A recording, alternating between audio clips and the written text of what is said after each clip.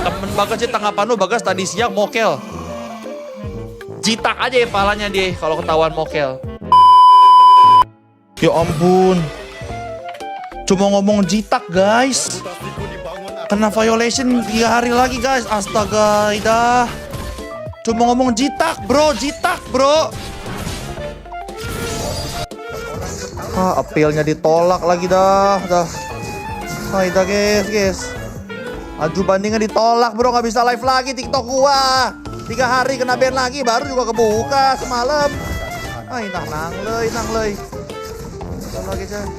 Live-nya doang sih ke-ban. Akun aman, cuma ini kena violation jadi bahaya. Orang cuma bercanda jitak loh, jitak ya elah, jitak doang bangin doang bang. Karena violation ya.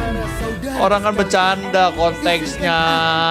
Memperkenalkan diri. Ngerti bercanda, hidup lu serius banget TikTok.